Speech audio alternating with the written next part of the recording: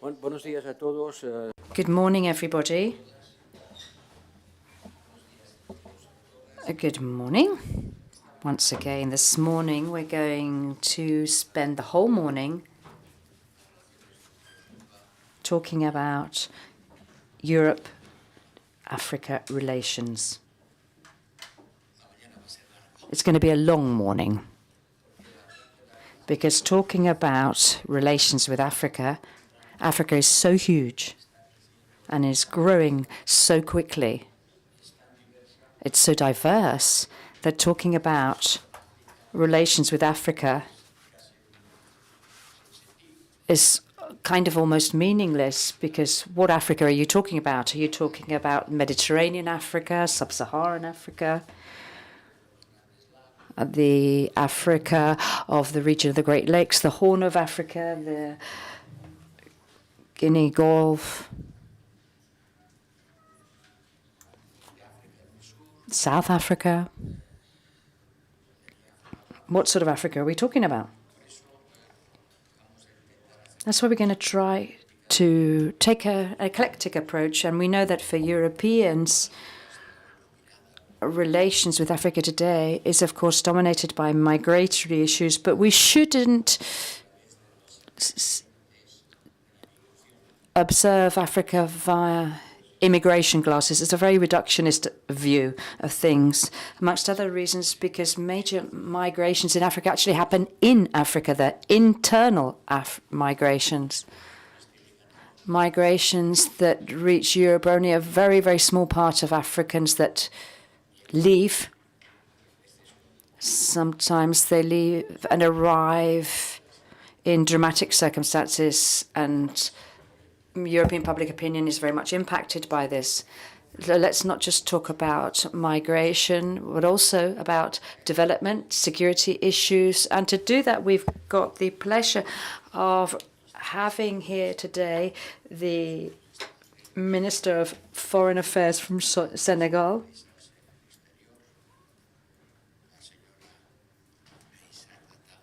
Madam Aissata Tall Sall. We'd also invited the former president of Niger, Issoufou, who's currently the UN representative for the peace process in Sahel. But because of the circumstances in Niger, this very difficult time for Niger with the military intervention and the arrest of President Kajoum, the country is closed. And obviously, he's not been able to come. We wish him and everybody in Niger all the very best, and especially President Bazoum, who's been detained by the Niger Armed Forces. I'm going to start by introducing our three speakers today. Despite the fact that Issoufou is not here, the speakers this morning are a good panel to debate what we're interested in and what we're concerned about when we talk about Africa. Firstly, our Minister, Aissata Tall Sall. I'm going to speak in French so that I can speak to her directly.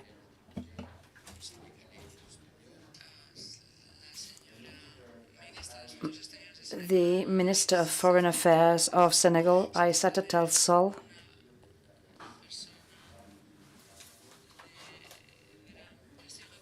has tremendous prestige, and I've been able to work with her many years, and even more closely when Senegal presided the African Union.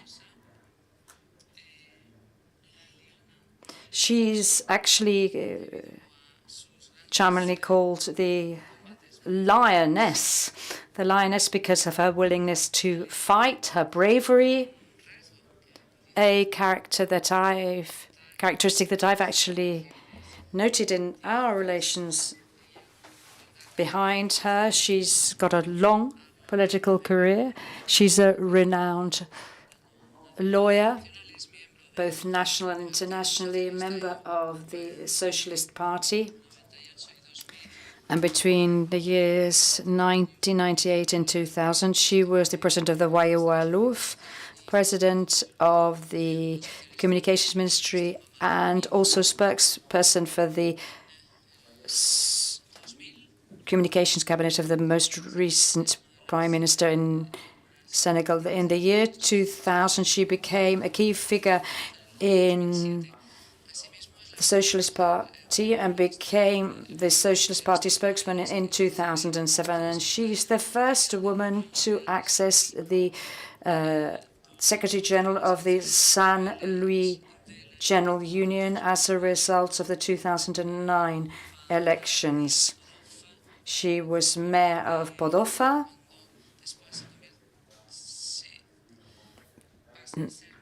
And when she afterwards became a state minister and foreign affairs minister in 2020. Our minister has tremendous personality, and she's even appeared in films thanks to some pretty important African film directors. And she, in 2006, went to Cannes to introduce a film entitled Bamako, where she played herself. She was a lawyer defending her continent against international institutions. Bamako was a very successful film. So we can say that she's been on the big screen, playing herself. And when somebody does that, you can tell that the way she plays her role was so key. So thanks to her for coming. And earlier we heard from Gerald Naus talking about the programs of the Balkans. He's the chairman of the European Stability Initiative, which specializes in migration and on foreign affairs. He's just published a book in German, which is a bestseller. It's entitled, "What Borders Do We Need?" The subtitle is also very clarifying. It's between empathy and fear. That is, between the goodwill of cooperating and receiving and fear of waves of immigrants. How should we broach the waves of immigration, the future of asylum policy? We've also got with us José Segura, who's director of Casa Africa. Casa Africa is an institution part of the Spanish government with its HQ in the Canary Islands. And from there, he's working extremely hard to set up ties with African civil society. Before, he was MP for the Socialist Party. And he also had a very difficult post, which was the government's delegate in the Canary Islands at a very difficult time when there was a migratory crisis. For 4 years, in fact. 4 years during this tremendous migratory crisis when he had to deal with all this migration sliding in arriving canoes. So let's start this session. First, I'm going to hand the floor to our minister, then to Gerald, and then to José. And then we'll, of course, be opening the floor up. Thanks to all of you. I don't know if the minister wants to go to the podium to speak.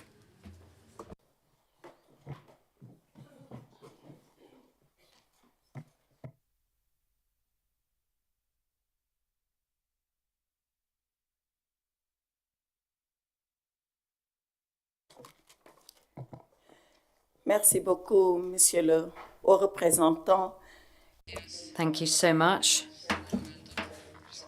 Mr. High Representative of the Union, my dear friend Josep Borrell. I'd like to greet you with this very friendly greeting and also say to you that for me it's a pleasure to be here. I remember that day in Brussels when I went to visit you and when you said to me, dear friend, Asata, why don't you come to Santander? Why don't you come to Santander to talk about authorities and talk to people who want to deal with issues that affect us. Something that, of course, draws us closer is the international stage, the international sphere.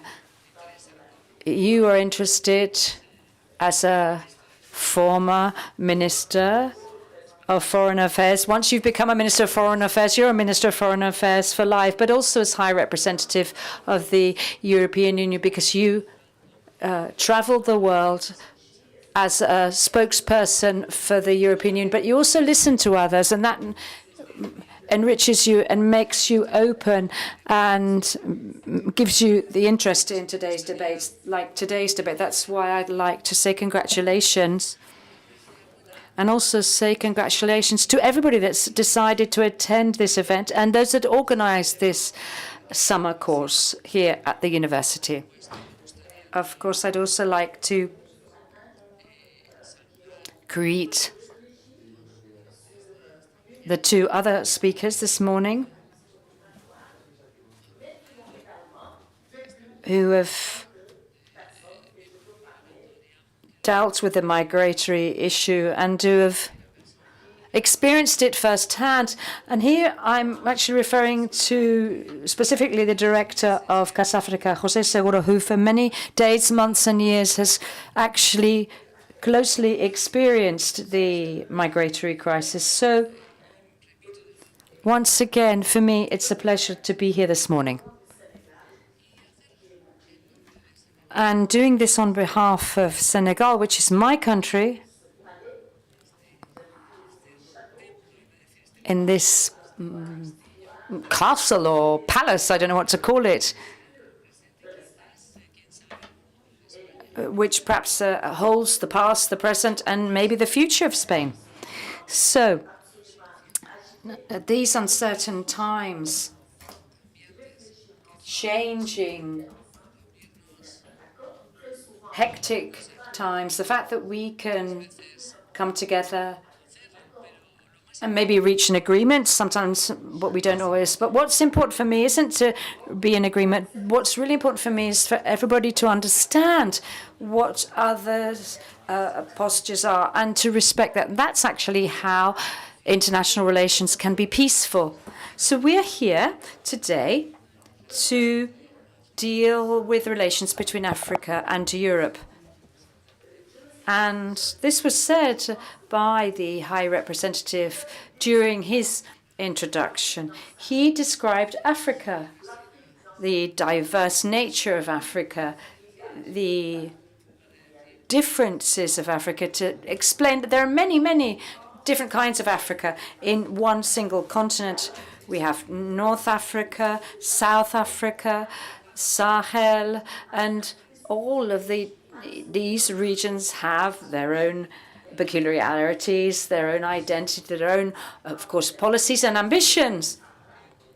Clearly, when we're in the north of the Sahara, or the Mediterranean Africa, or the Maghreb, or the north of Africa, it's not all the same realities, not the same geography and the same history or sociology as Central Africa, for example. So I'd like to say to you that for me, it truly is an honor and a pleasure to be able to take part in this debate. because it means that you haven't lost sight of the fact that the world is multipolar. It's not unipolar. In fact, it stopped being so many years now. Decision-making centers are many in number and diverse. So nothing can prevent an African, a European, an Indian, and a Chinese person sharing the same ideas. However, we do need to at least have a shared minimum common denominator of ideas because we share one single world. However, Africa is the continent which is nearest to Europe. In Senegal, we're like the gateway to Africa. And I don't want to get this wrong.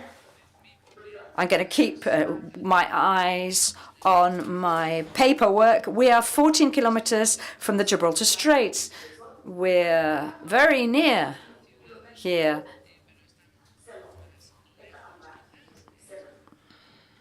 There are cities in Spain that are further away from that than we are to the Gibraltar Strait. So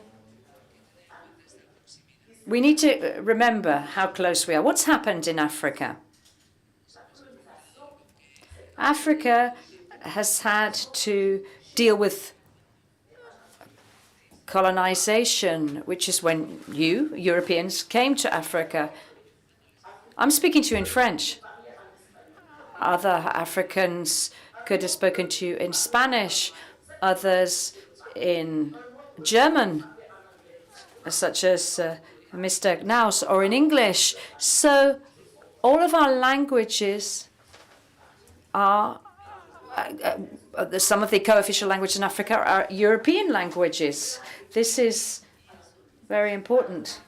And this is down to colonization. I wanted to say something about what Americans think about colonization. This is really important to understand what's happening and what's going on today.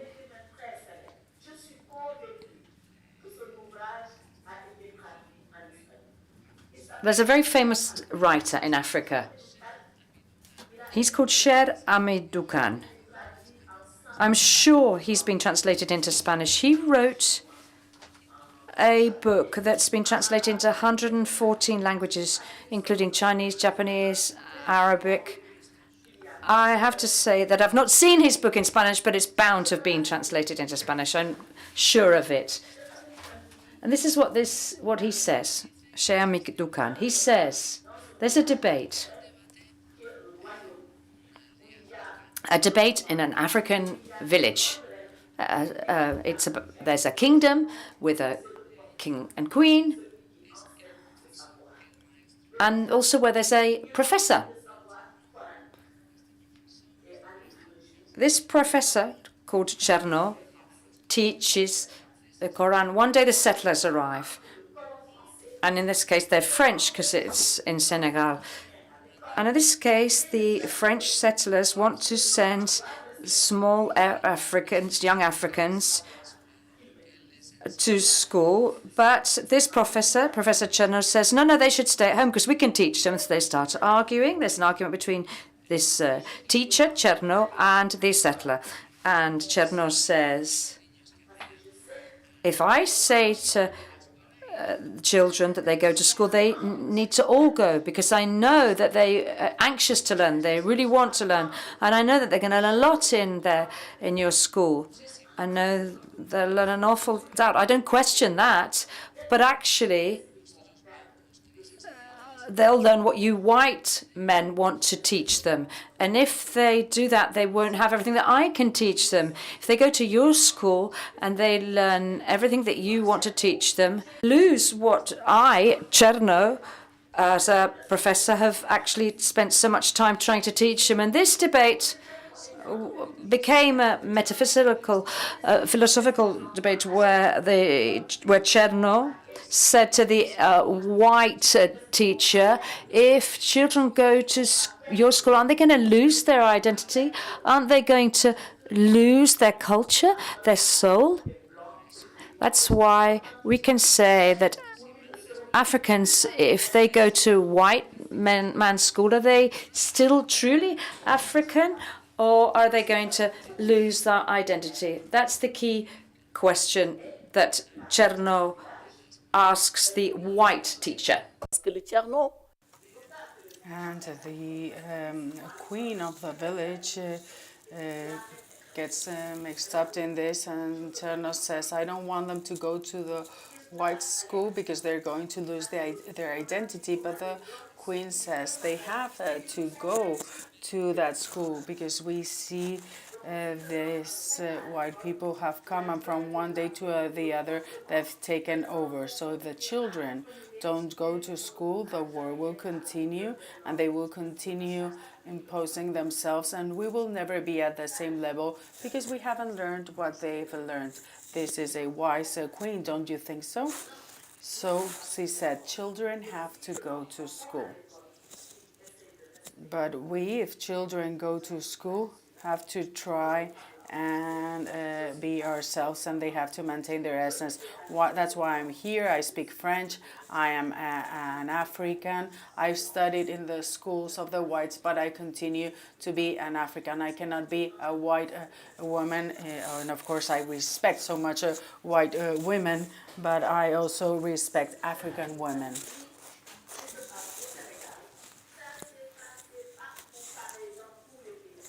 What Sheikh Hamidou Khan tells us about is something happening in all African countries. And one morning we woke up with cannons, and we were colonized, let's say domesticated. We went to their schools, learned their science, and we became ambiguous children. On the one hand, we are and learn their languages, but on the other hand, we're also Africans. That's what we are. And the whole African continent nowadays is made up in this way. We've become a mix of colonialisms and African society before colonialism. And behalf of that Africa, that's whom I'm speaking for this morning. Because yes, we all know Africa, but maybe you have gotten to know the Africa of her problems, coup d'etats, misery, hunger, where every afternoon you turn on the television and there's a mine exploding, a child dying, and young people that go to sea to end up dying. This is what is shown on television in the world. But when journalists have to decide on what they want to show and reflect, they show this. But as I said, and the High Representative said before, I was a communication minister before. And at the time, journalists came to me and they said, we are concerned about the trains that don't arrive on time. We're not interested on trains arriving on time. So what I mean by this is that journalists are interested on what's not working well. And I said, we are in Africa, we are in Senegal. And so trains are always late. So you should be interested on the one arriving on time. That's the exception here in Senegal. Therefore, journalists, when they show things, they show us breaking news. What is hot news and of interest, and that's the Africa you see in your televisions every night. But that's not Africa as a whole. That's just one part. Africa is much more than this. And I would like to talk about the Africa that I want to speak about this morning.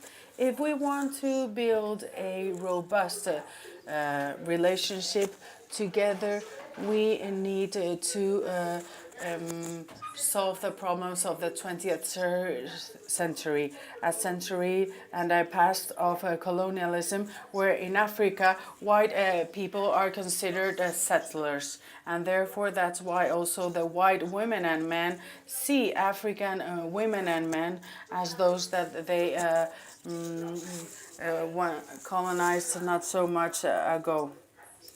and they use these lenses, and this shouldn't be the lenses through which we see each other. We have to break these lenses. That's why we should congratulate the High Representative to have an open mind, so that jointly we can see what's the Africa that we want to build together. And to be able to build this Africa, we need to have foundations. And I've mentioned this before. There are many problems: climate change, migration, the funding of our economies. All these are problems. If we don't look at these problems in the face to see how we can fix them together, then we will continue having African women and men coming here to Europe. Why? And I'm not the only one saying this. Because there's a member of the International Relations Institute in Paris says this. That's François Errand, who is a professor at the Collège de France, and he says, we Europeans should not be in favor or against migration, because it's just useless. If you are in favor, there will continue to be migration. If you are against, there will continue to be migration. So the issue is knowing how jointly we can face migration to avoid the negative effects of migration. But saying well, we are against doesn't make any sense. It's like it would saying I'm against aging. We're all going to age, whether we like it or not. So it's like the sea. It cannot be. It's unstoppable. Therefore, we have many questions, and I would like to mention some of them through which we can build a new relationship between Africa and the European space. As I said before, migration is part of life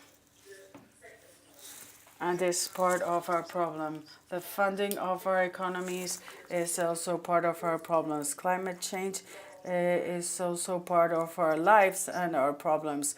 And Europe has to listen in a better way what Africa has to say. Why?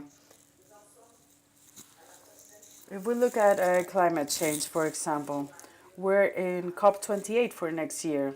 It will take place in Abu Dhabi. 28 years in which we've been meeting to talk about climate, discuss climate, and everyone is saying we have to use renewable energies and clean energies, and we agree as Africans on using clean and renewable energies. But who's polluted the planet? It's Europe. It has never been Africa doing this. Where do ships come from? Airplanes? Or where is coal used? And if we need to jointly find a solution, we cannot close our eyes to these responsibilities. And once we look at these responsibilities, we have to see how we progress. If you are more responsible, you will have to pay more for it. But in fact, we are the ones paying in Africa. Let's give you an example. We have oil and natural gas in Senegal. And if everything goes well, we will be exploiting this by 2024. But Europe says that we cannot do so because then the CO2 in the atmosphere will increase. So then how are we going to do this? What can we do? They say they're going to be contributing wind energy, solar energy, and hydrogen. And yes, we agree on using wind energy, solar energy, and green hydrogen. But up till then,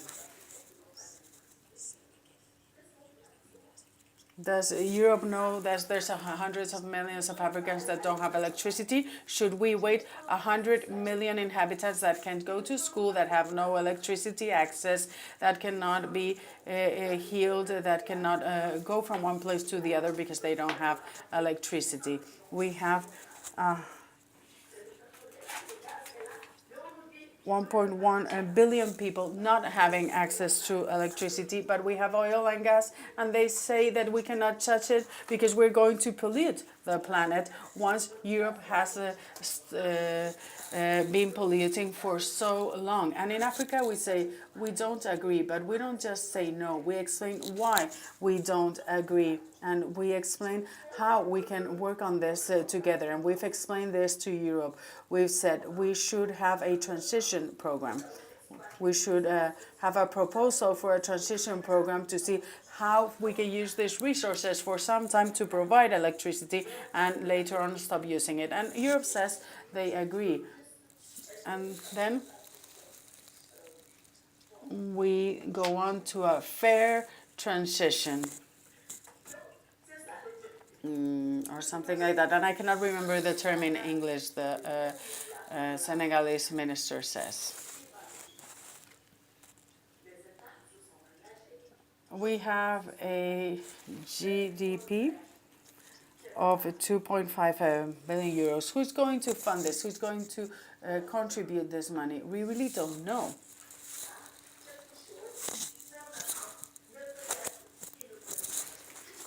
What are we doing? Because we are waiting for something that might happen or not. Why?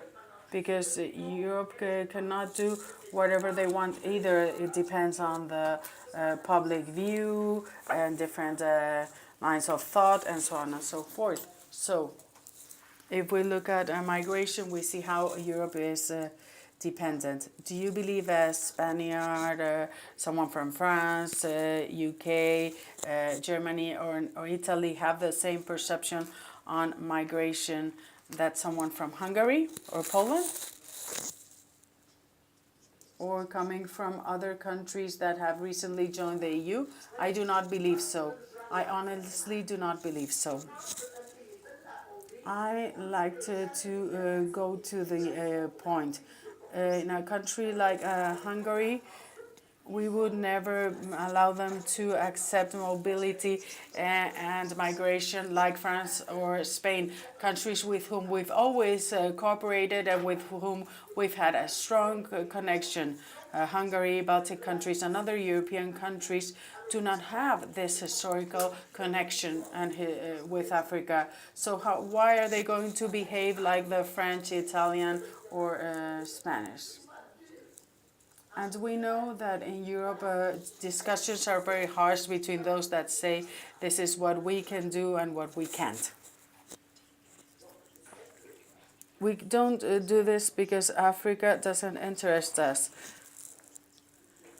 We know that you want to do some things, but you are not always able to do everything you want to do. So we know that this issue of migration is at the core of a policy in Europe. You can win or lose an election. In many cases, elections are lost because of migration, and we are aware of this.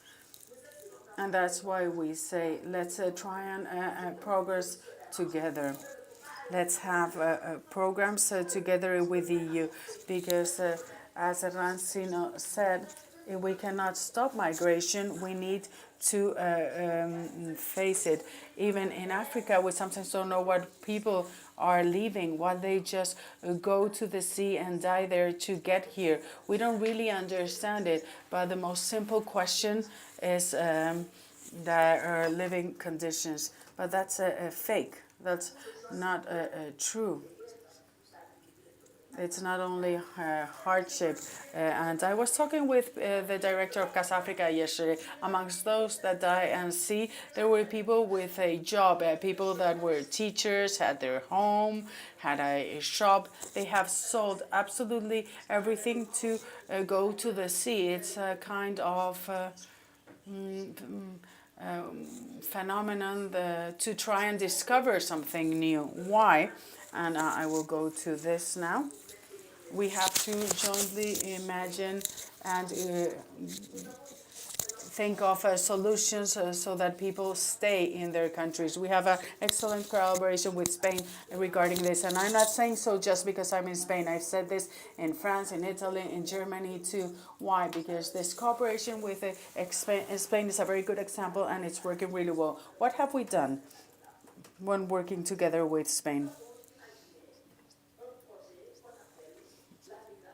We've have a project for circular migration, which allows young African people come to Spain, work during a specific season, and then go back to their homes, and then come back to Spain, and then go back to their homes. So they work only for the season, because the problem is not the job.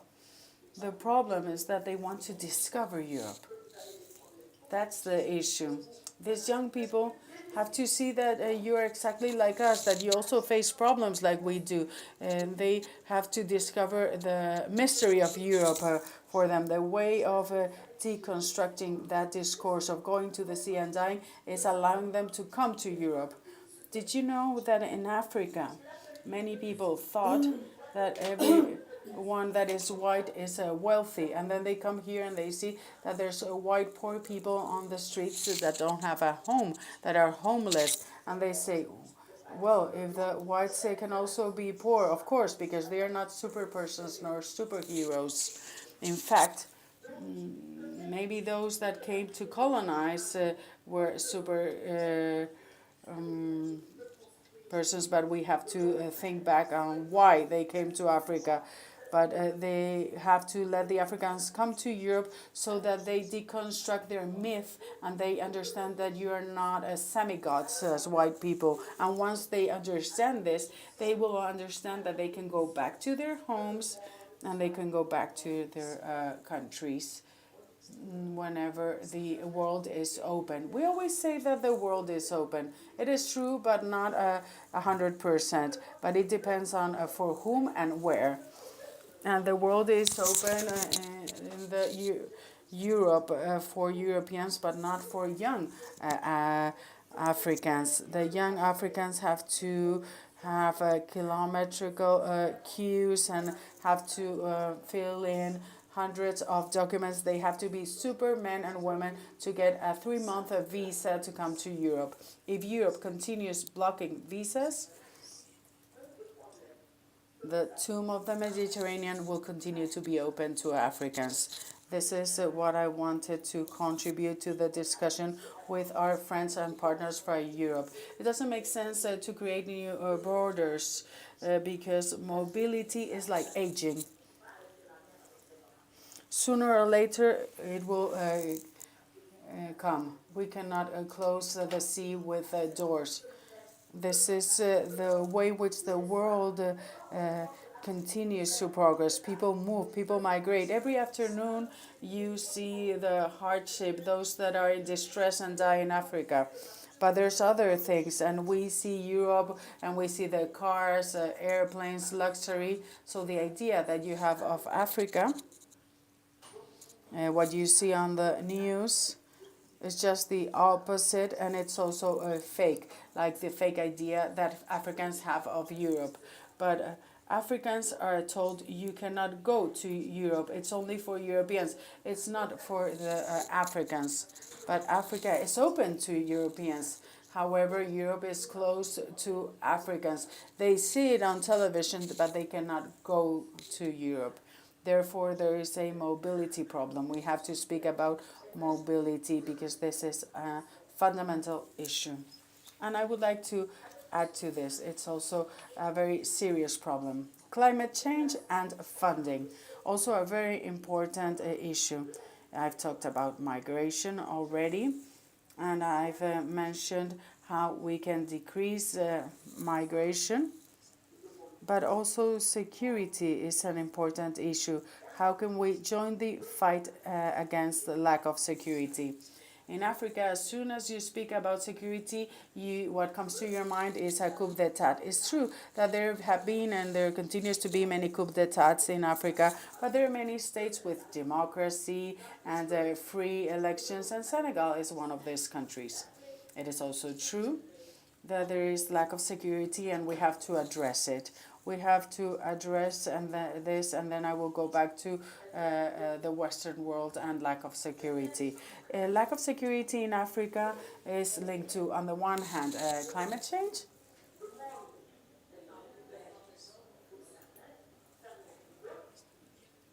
Because the world is open for some people and closed to other. And there's some that have taken advantage of this situation, and they've come to Africa because it's an open area. And these are terrorists that have used television, the internet, and social networks, and they've come to Africa and are present in Africa. We need to fight against terrorism. Terrorism gets to Africa, and this is the perfect example. When do we start to having terrorists?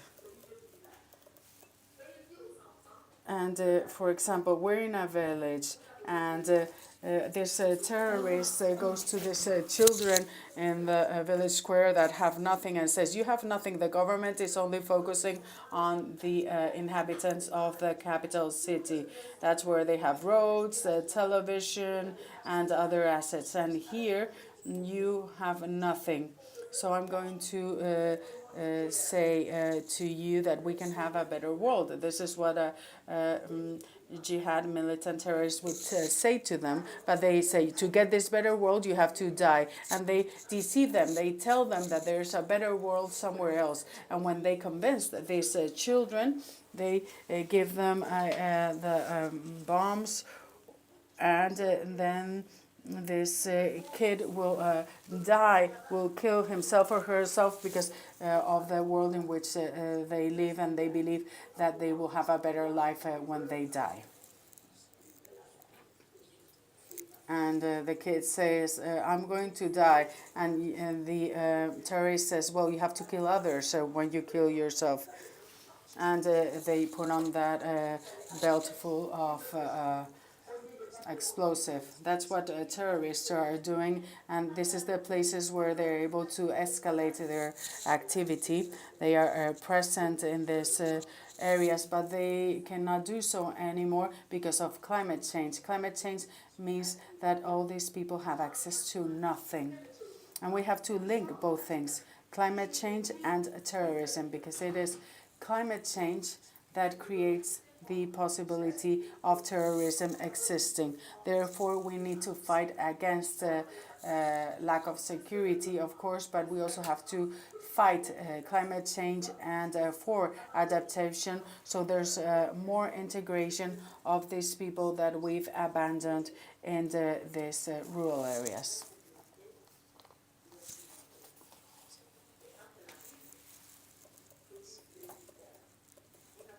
Because insecurity is born in these areas, and then the military said, "You haven't been able to solve the terrorist problems as a politician, so you're useless for us. We need to be stronger. We need more weapons." And a civilian cannot fight a military person with weapons, because they take the arms, and that's why we have coup d'etats, and this is what is happening. And this is something that I mentioned to the High Representative on several occasions. This is one only world and one single planet. We have the same values, and I know we share these values. And we should also share the same priorities. What is happening in Africa regarding security is extremely severe. I'm not saying that it is worse than what is happening in Ukraine, but what is happening in Ukraine should not allow you to forget what is happening in Africa. It's not two problems at two different sides. No, they're both together. the world has to confront what is happening in Ukraine because it has to do with the freedom in the world. But we also have to look at Africa because the freedom of the world is at stake in Africa because the terrorists are saying, well, they don't have borders nor nationalities. In fact, they don't have any papers, no documents. That's not what they want. They want to conquer the world because they believe it's a civilization problem. They don't think about political regimes. They are willing to die. There was once a discussion between a politician and a jihad terrorist, and the terrorist said, "What do you believe it makes us different?" And the politician said, "I fight for my ideas through peace, and you fight for your ideas through war." And the terrorist said, "No, you're wrong. What differentiates us is that you have a fear of dying for your ideas, and I'm ready and willing to die to be able to win." That is the difference. We have ideas so that we don't die.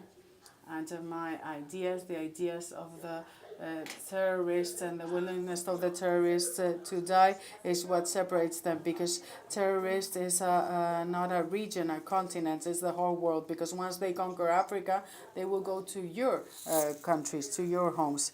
That's why I say the war in Ukraine is atrocious, horrible, unfair, and we should, of course, fight against this, because the constitutional political order should be present in Ukraine, but we should also fight to have security in Africa, because if we don't still continue having this terrorists in Africa, they will end up invading the world. These were the issues I believe we need to discuss to be able to build a relationship between Europe and Africa. Mobility, urban mobility. There's many things that we will do better if we work together. The issue of migration, let's not make it a plague, nor for Europe nor for Africa, because also for Africa it is a problem. We lose our youngest, and we lose our talent and value. So let's work together. Let's try not to have irregular migration that is killing people. Let's work together so that we can adapt to climate change and fight climate change, so that Africa is not a double victim of climate change, because it has a natural resources that cannot be exploited. Because this can help us overcome our problems. So let's also try and fight insecurity. Another big problem. It's a planet problem, a world problem. But when are we going to do this? That's the issue. Let's work together and reflect on these three issues. Maybe we cannot provide an immediate response or solution, because these are difficult issues, but it would be wonderful to be able to reflect together. Therefore, what you're doing here in Santander, in this university, is wonderful, and that's what we're doing here today by coming here and discussing something that we not do only for Spain or Senegal nor for Africa and Europe, but for the whole world. Thank you. Thank you so much for your attention.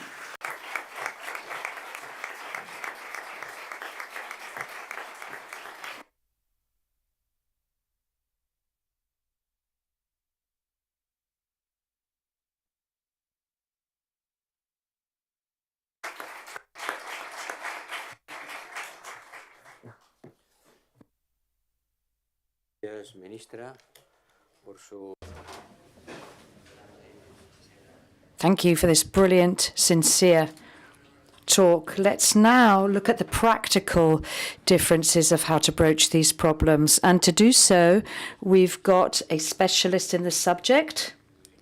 As I said, he's spent many years at an intellectual and a practical level, been working on issues related to Africa and more specifically on the immigration question. Gerald, when you're ready.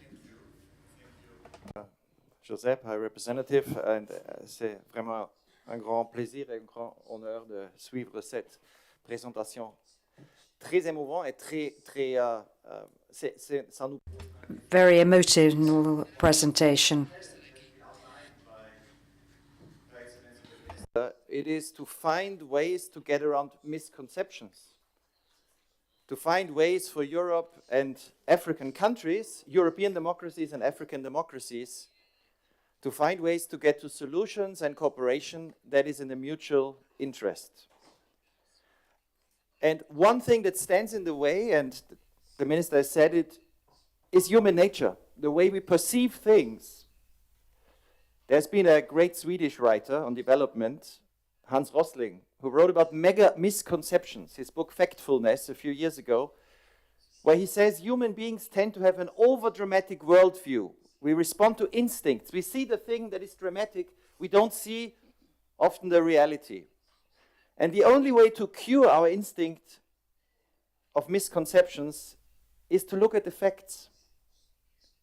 So what I would like to do is present to you a few facts about migration, about refugees and irregular migration between Africa and Europe today, about the true humanitarian disaster that the minister referred to already, which is the huge number of people dying because they want to see Europe, and about what democracies might do. And there I will be a bit naive and try to suggest one idea of things that one might try to do soon.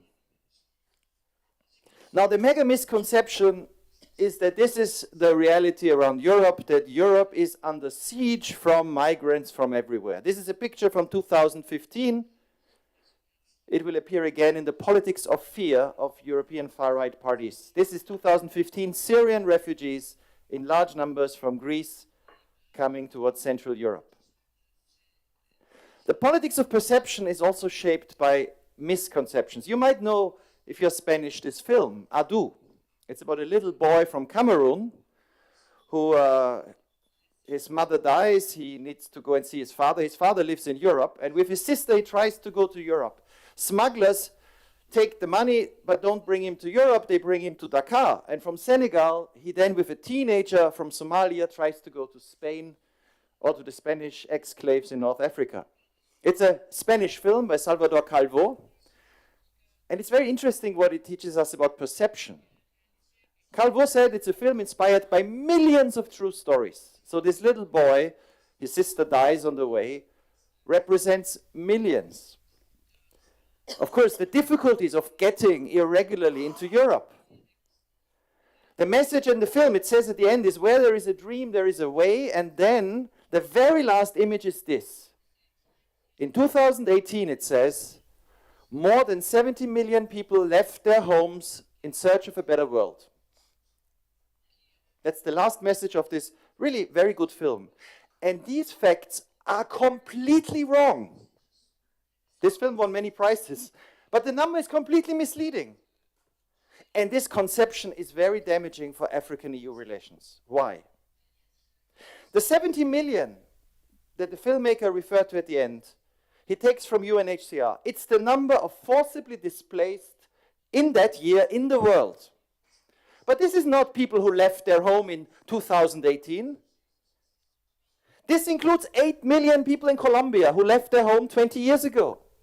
This includes 6 million people who are the great-grandchildren of people who left what is today Israel and live as the descendants of Palestinian refugees. The year before the Ukraine war, UNHCR tells us that there were 89 million forcibly displaced in the world. But look closer what this number tells you. Really, most of those people never left their country. How many left their country in recent years? Well, look at the refugees. UNHCR tells us that there were 27 million refugees before the Ukrainian war. But if you look closer, you see 6 million of them are the descendants of Palestinians. They were born refugees to refugee grandparents. They didn't cross the border. So what you have at the moment, when before the Ukrainian war, was 21 million refugees in the world. And if you look at the last 4 years, you see that that number has hardly increased. End of 2017, you had 19.9 million. End of 2024, 4 years later, 21.3. 1.4 million more refugees in the whole world. That is very little. It is very hard today to find refuge in another country. The numbers are not high. In fact, Poland alone, in 1 year, had 1.4 million Ukrainian refugees. That's the same number as the increase in the whole world in 4 years. So just to put it in relation. How about irregular migration? We have this image of massive irregular migration because we see these dramatic images of people who risk their lives. Well, this is the reality of irregular migration from all of Africa to Italy in the last 20 years. Each year, most years, it's 25,000 people. There were a few exceptions, a few years when it was more than 100,000. Most years, the number of people coming with smugglers from Africa to Europe, to Italy, is not high. Look at the numbers for Spain. You know them well. This is before COVID. Most years you have 12,000. The record was 65,000 people in 2018. Now, what is it last year? Total irregular migration across the sea to Spain last year and to Italy last year. Here you have the numbers. Together it's less than 150,000. Now, numbers are hard for us to grasp, but what does that mean? Less than 150,000. This is this year Spain. It's a normal year. This is this year Italy. It's a lot more than before, but it's still only 100,000 in the first 8 months. And that means, again, I compare to Ukraine, that if this year 200,000 people come from all of Africa to Europe irregularly, it is less. It is 10% of the number that came in 5 weeks from Ukraine to Poland. 5 weeks. And at that time, the Europeans say, we can cope. We can cope with this. We need a fact-based debate. But what we see instead is a politics of fear. A politics where images from, and it's now 8 years ago, were used during Brexit to say all of Europe is under siege. Millions are coming. This is Nigel Farage arguing for Brexit. And this is Eric Zemmour in France saying France is committing suicide and we need a reconquête, a reconquista. But basically, he means that migration is destroying France and suggests that, and as you've said, migration and fear of migration is becoming a major political issue, especially, but not only for the far right. And here is a Hungarian prime minister who in his campaign, and you're right, Hungary has no colonial history, it has no links to Africa, yet in his election campaign, the last time, in 2018, he actually made Africa a top issue. He said 30 million people from Africa will come to Europe unless my policy of fences and military at the border are adopted. And he won the elections. Most Hungarians, I'm sure, have never been to Africa and don't know Africans. Now, 30 million. With the numbers of this year, 200,000, if it is 200,000, it will take 150 years to get to that number. He's lying. He's creating fear with imaginary numbers, but people don't know. And this is how we come to the greatest and most dangerous idea in European politics today. The theory of the Great Replacement, which was developed in France, but it has spread all over, even to America, even, I'm sorry to say, to Tunisia, where people are now saying migration is destroying our countries. It's so big, it replaces our population, without facts, but with fear. And one book, and I heard that President Macron read it, by a British writer, Stephen Smith, even says that with current trends, 1/3 of Europe will be African in 2050. And then, of course, he recommends we need to stop this. But this trend is not real. The reality is the opposite. It is too hard for Africans to travel. Not many Africans get a visa. I mean, we've heard it. The amount of visas that are given in a country like Nigeria with 200 million people is minuscule compared to the visas that were given before the war just in the Finnish consulate in St. Petersburg in Russia. So this misperception Europe has a migration crisis. There are many migrants in Europe. But I tell you the example of Germany. It's more migrants, sorry, even refugees in Germany this year than in any year since the Second World War. But most of them are Ukrainians. So instead, Europe and the European Commission in November last year suggested to put visa restrictions on the Gambia and Senegal. Why? Because the European Commission says, oh, they're not cooperating in taking back their citizens. You know how many people after these visa restrictions, they were not imposed yet on Senegal, but they were imposed on the Gambia, one of the poorest countries in Africa, a country with 2 million people. And you know what is the result of this? Every month now, 2 charter flights leave with 50 Gambians going from Europe to the Gambia. And as a result, it is hard for 2 million Gambians to get a visa anywhere. The visa fees have been increased. This is crazy. It's not helping Europe deal with migration. It is not reducing pressure. But it makes migration the dominant issue in relations between Africa and Europe. When instead, we need a different plan. And I'm coming to what I think we could do. The real scandal is not how many people come from Africa to Europe irregularly, but how many people die. 10 years ago, in October 2013, 2 accidents between Libya and Lampedusa in Italy killed hundreds of people. Since then, in the last 10 years, we have not learned the lessons what needs to be done.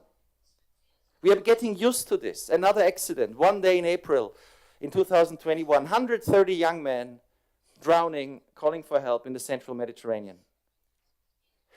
This year already, in just 7 months, we have 2,300 deaths. That is more than half of all the deaths at borders in the world, just in the Mediterranean. This is like a war. And the families, and I've met many of them when I went to the Gambia, which have lost relatives, they're desperate. And suddenly their son disappears and goes to Libya. They are desperate because they know how dangerous it is. In the decade, and it's not over yet, 28,000 dead between Europe and Africa and the Mediterranean. So what different policy might be possible if we realize that, in fact, we don't have millions of people come irregularly, but we have too few people come and travel regularly, and as a result, we have huge numbers of people dying? Can we replace irregular with regular migration, as the minister has suggested? Can we be realistic on how difficult it is to return people politically? And can we have mobility as the key issue in our partnership? One idea, and I won't go into detail, just 30 seconds. If Germany and Spain, and I've presented this proposal in the Gambian parliament at the invitation of the chair of the Foreign Affairs Committee at that time, Sidi Ayatta, and he supports this plan. He said if Germany and Spain could offer to the Gambia that those Gambians who are now in Germany can stay, but that after a cut-off date, those who then go, the Gambia will take back. So to send a signal, don't go on this route, but in return, at the same time, we increase legal mobility. We triple the number of scholarships. For those who would like to work abroad, we negotiate with the government training and people who might want to work. We make it easier to get visa. We not increase, we halve the visa fee. We might even make multiple entry visas the norm. All of these things the EU could do. So if we could cooperate on an equal basis with African democracies and say, we want to increase the number of people who travel legally, we want to increase the number of people who, as Sidi Ayatta, the chair of the Foreign Affairs Committee, told me, he as a student did not need a visa to go to the United Kingdom and study. We need agreements between democracies, and we can have them now. If we could have cut-off dates for return, more resettlement of refugees, and cooperation on sending the signal to young people, don't get into those boats, because democracies in Africa will take them back, but not everyone who's left the last 10 years. That's a fantasy. And only if there are legal routes opened. Let's discuss on this. Now, the great thing is that there is a place where Europe can show this, which is in the channel between France and England, because right now, France is not taking back a single person who crosses France to go to the UK. Not a single one. As a result, the UK doesn't know what to do. We should cooperate between democracies. And I wrote this in this book, which is in German, unfortunately, but I presented this book to all the key people in the German government before the negotiations on the coalition agreement of this social democratic-led government. This man, who I've called on the phone 2 days ago, is the envoy on migration of the German government. He's supposed to negotiate such agreements. The other person was the chief social democratic negotiator in the coalition talks. He's now Minister of Defense. The third one is the leader of the Green Party, and I'll meet him next week. And the German government put in its program that it wants such agreements. Putting legal migration on the table, putting mobility on the table, and putting resettlement of refugees, as Canada is doing, on the table. Now, this is a piece of paper. Now it needs to be done. We must create a better system than what we have at the moment. And I think if France, if Germany and Spain, and perhaps France, and a few democracies in Africa can come together and show how this could be done, and that this is win-win-win, so that other countries want it too, it could change the debate on migration. We would suddenly realize it can be managed. So to sum up, when you hear about great numbers of irregular migrants, question the numbers, question the trends. The Great Replacement is a dangerous lie. Sticks against African democracies are unfair and counterproductive on this issue. Focus on the real issue, which is that too many die on the way to the EU. But this can be achieved through smart agreements between democracies. And if one outcome of this could be that with the Casa de Africa in the Canary Islands, we can bring young experts or older experts and officials from Germany and Spain and the Senegal and the Gambia together and test how could this work. Ideally before the European elections next year, so that Social Democrats and Christian Democrats have a program to oppose those who say the only way to control migration is through brutality and abandoning our values. There is an alternative. Let's test the proposals. Let's try to get such agreements, and let's show that we can build a relationship on the values that the minister has outlined in a win-win-win situation. Win for the African countries, win for the countries in Europe, and win above all for the people who now risk their lives. Thanks a lot.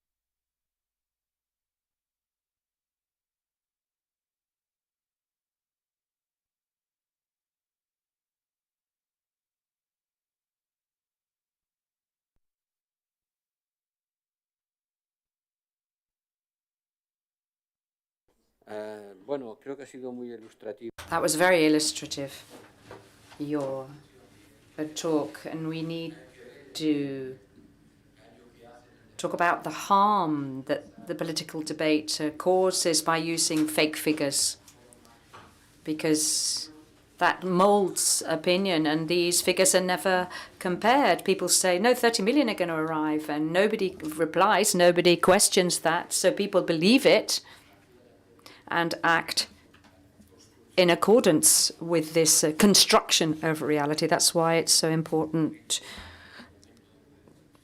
that there be this fact side to things, fact-based debate.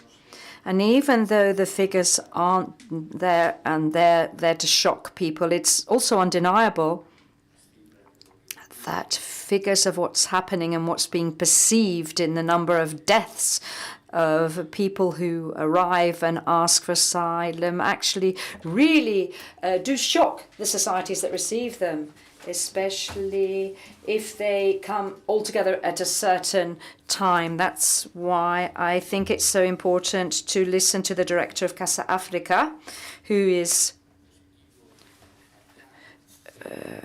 doing a lot of positive work, trying to put Spanish society in contact with African society.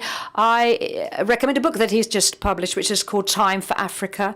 It's a book about his reflections regarding relations between Spain, Europe, and Africa. And as I said earlier, he was in Casa Africa at the time of the what we call the Great Boat Crisis in Africa. these people that risk their lives going in small boats to try to reach Europe.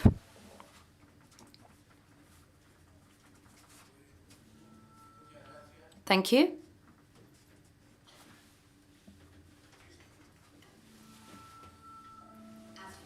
Africa, our neighbor, full of color and contrast, tradition, modernity, challenges and opportunity. Its present is a place where innovation and development actually are changing our topical viewpoint, and we've seen that it's a diverse continent which is expanding and growing. In Casa Africa, we take initiatives, we implement projects to try to encourage projects on equal footing that benefit mutually Africa and Spain. We do that via knowledge, trust, and alliances that contribute to social, economic, and cultural development on both shores. We believe in encounters, dialogue, and collaboration as transformative ways of bringing about change, of bringing citizens closer together, as well as experts, artists, media, and institutions. We're concerned about our planet's human rights, sustainability, equality, and gender equality, climate change and digital transformation, the UN 2030 agenda and the 2063 agenda of the African Union provide us with a shared view and a framework of action to build cultural, social, and economic bridges that don't leave anybody behind.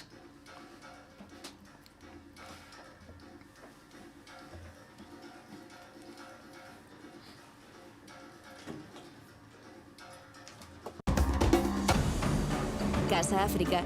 Casa Africa is in Las Palmas, Gran Canaria, at a unique place. It's a bridge to Africa. It's a public consortium with the participation of the European Union, the Canarian government, the Overseas Affairs Minister, and the Town Council of Gran Canaria. Our challenge is to bring Africans and Spaniards together and to create a better world. Our achievements are everybody's achievements.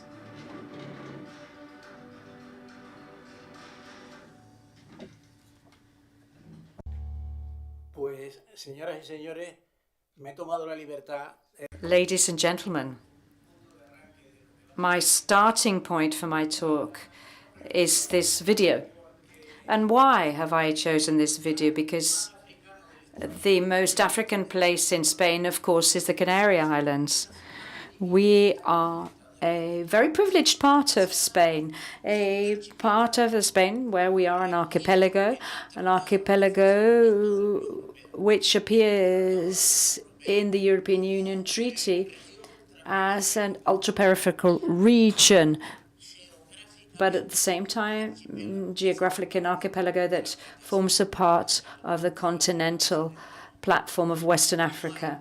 So there's no other place in the whole of Spain which is so lucky from an intellectual, cultural, and dialogue-based viewpoint to build bridges for greater understanding than the Canary Islands.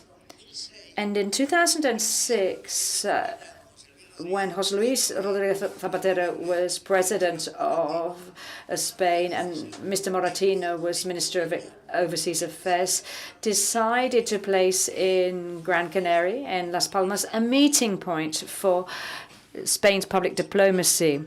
This meeting point since 2006 has become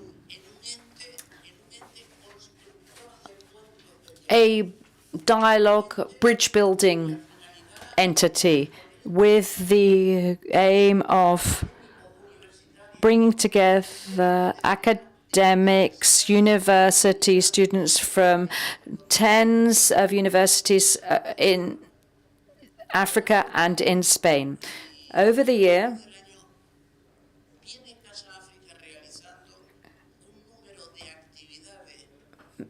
many Africans come to Casa Africa around 1,000, in fact, every year.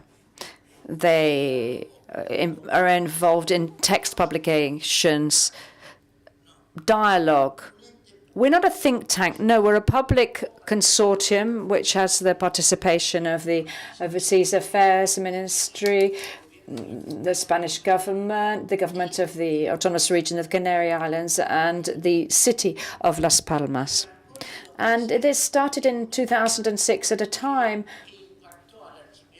which was very alarming for the Canary Islands, not just for the Canary Islands, but actually for the whole of Spain. Can you just think back now to 2004? I can imagine that even those of you that are listening to my words probably had never heard of the word cayuco, or small canoe. A cayuco is a small canoe. And then in Canary Islands, we suddenly found out what a cayuco or small canoe was. It's like a hand-made canoe, which floats along the sea. And we kept seeing how day after day after day, hundreds of human beings, and I repeat that, human beings were arriving in the Canary Islands. There was no radioactive material, no goods, nothing, no contraband on these boats. They were human beings. And we had to look at the receptiveness to help, to save people out at sea, these human beings, for whatever reason may be, and for there are different reasons for them, they set out to sea. And those of us that are in love with the sea, we know how complex it is to sail, how difficult it is to sail in modern ships, and we're incapable actually of putting ourselves in the shoes of these poor human beings who, for whatever reason, maybe are prepared to risk their lives, and for days after days, 24 hours after 24 hours, are able to deal with these terrible conditions out at sea, and to reach a point, those that are lucky enough to reach a point and arrive in the Canary Islands, and are then received. I find that quite emotional, actually, because it's incredible to see what the Spanish Maritime Service does. Both those that work in the Spanish Civil Guards, they're responsible as maritime coast guards, depending upon a ministry which in 1992 was chaired actually by Mr. Borrell, and created the State Society for Maritime Rescue.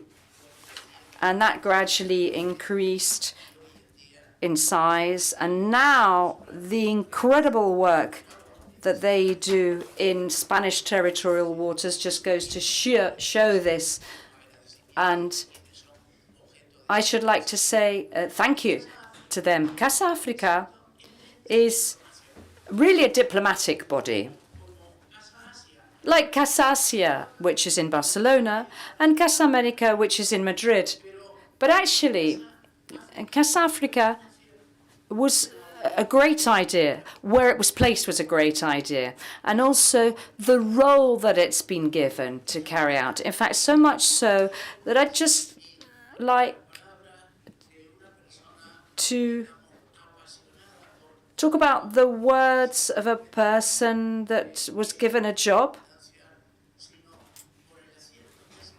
but actually because of how much of a good idea it was to create this organization, because we Spanish should be asking ourselves what we do to attend to these people. As the Madam Minister from Senegal said, geographically, Senegal is very close to the Canarian archipelago and close to Spain. Therefore, no doubt, Spain can have a role that has to increase and be reconsidered.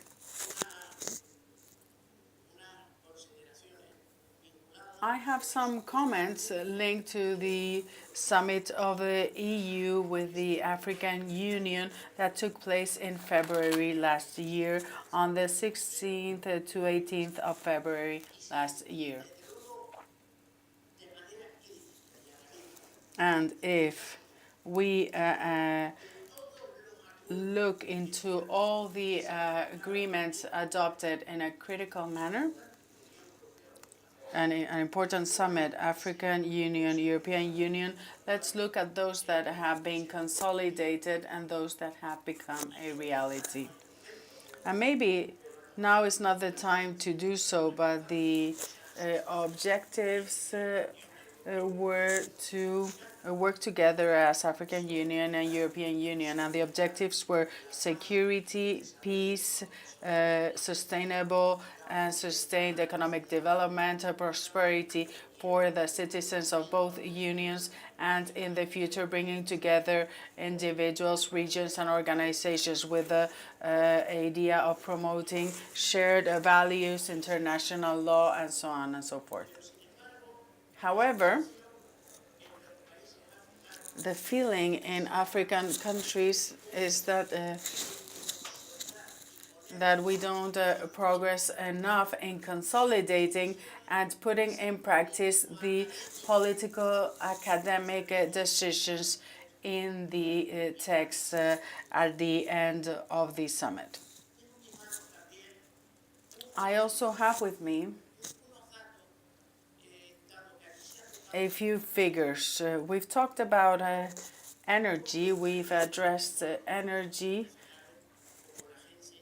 and we have figures from the International Agency for Energy, and it estimates that to comply with climate objectives in Africa, the world would have to double its investments in energy transition in the African continent to allocate between $190 billion and the same amount between up to 2026 and the same amount to 2030. Two-thirds of this amount should be allocated to clean energies, according to the International Energy Agency in a report that they recently published. The experts of this international agency consider that the continent has a 60% of the best potential solar sources, but that up till now, only a 1% of the photovoltaic capacities are being used. The International Energy Agency confirms that Africa has the worst part of the economy that was based and continues to be based in fossil fuels, because it received less benefits but suffered the most problems, as it has been previously explained. The director of this international agency, International Energy Agency, goes to the point and declares that Africans should exploit that more than 5 billion cubic meters of gas that have been discovered in their continent, but for which they still haven't approved the industrial development for. The International Energy Agency, through its director, and I repeat this, declares that if these resources are exploited, it could provide 90 billion of gas per year for 2030, and could be of vital importance for the domestic industries of fertilizers, steel, and other industries. Casa Africa has been, of course, concerned with climate change. Our concern is manifested through the organization of forums, the analysis of droughts in specific regions, and in the adverse climate phenomenon that didn't exist in the past, and I could give you several examples. And Africa, and we as a small analysis group that is linked to many research and academic centers, believe that Africa could become the savior of climate.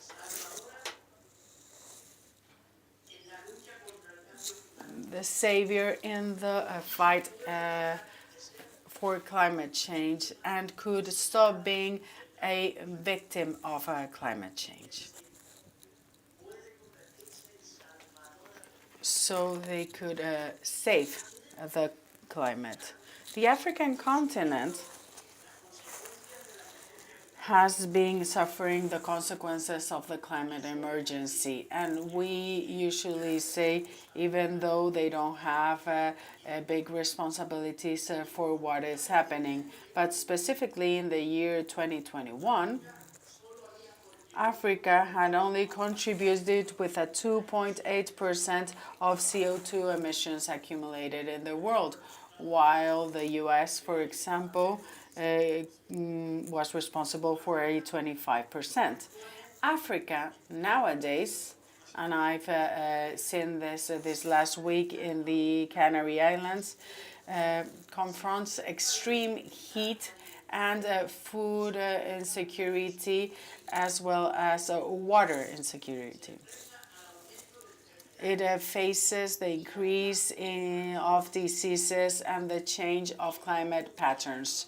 So together, African economies, and because of the world climate change, has lost between a 5 to 15% of the per capita growth of their GDP because of climate change, as I mentioned before. But some imagine a different path for Africa, in which the investors have these 44 countries in the center of a green industrial revolution. The continent has three important elements for potential. First of all, young labor force. Secondly, abundant natural resources. And thirdly, the immense potential of renewable energies.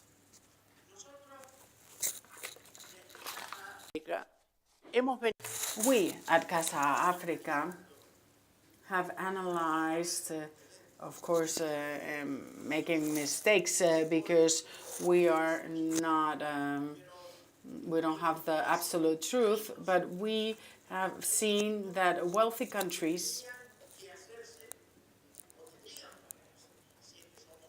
would have to, and I include ourselves if we consider ourselves to be wealthy, but we in Europe should assess and ask ourselves if we are complying with the promises for climate funding that are approved in the different conferences, one after the other.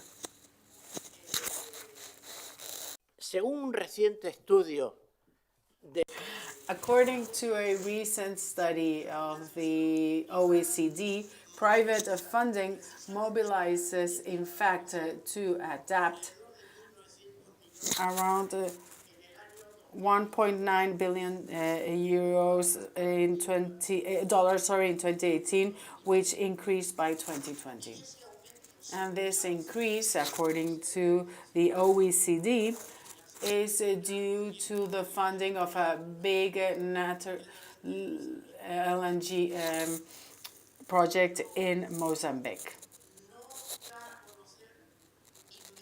But we don't know about the investments for adaptation or mitigation.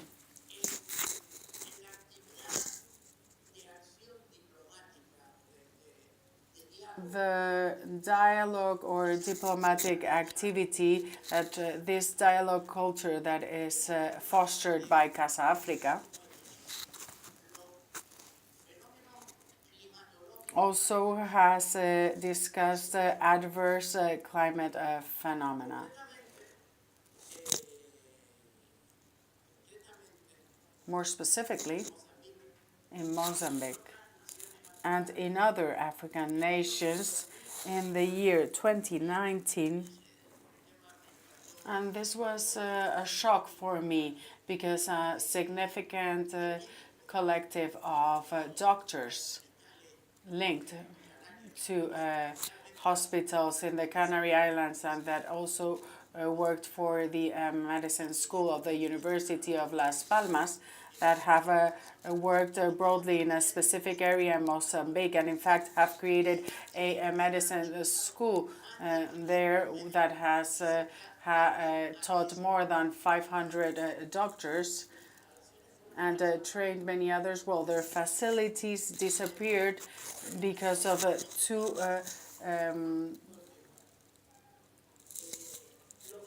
adverse climate phenomena. So these disasters with climate, these tropical storms, the flooding, droughts, they are increasing, and it's not something that we say.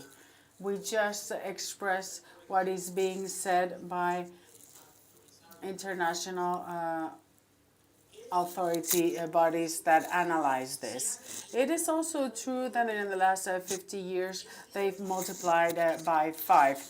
It is also true that we can see that this situation is worsening as climate change increases the frequency and intensity of this adverse phenomena.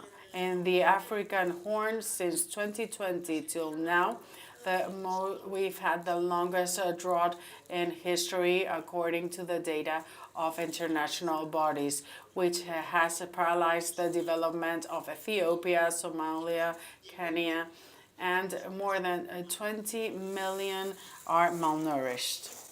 In the year 2017, as a consequence of this adverse climate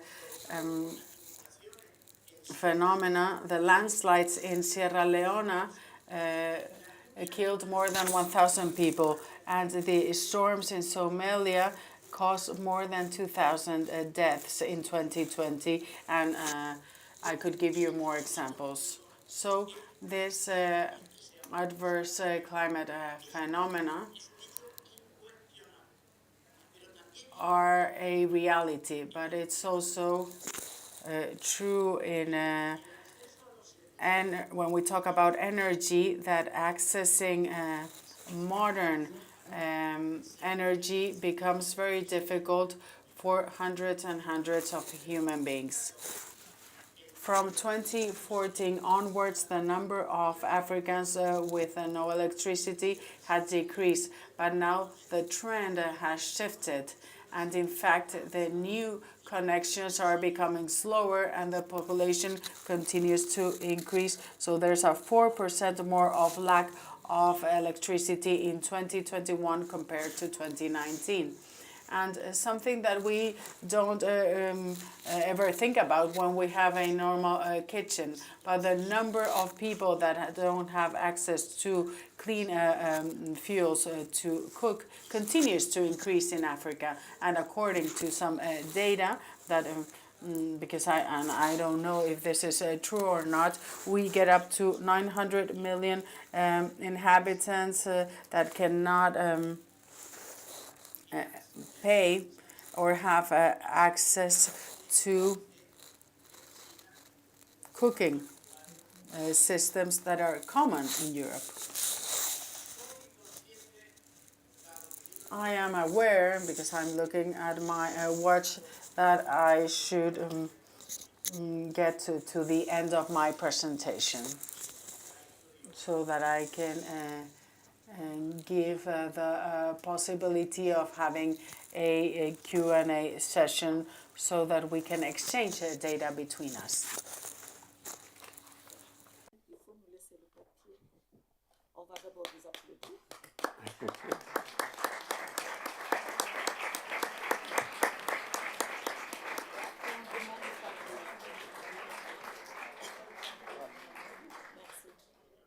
No obstante, si me permite.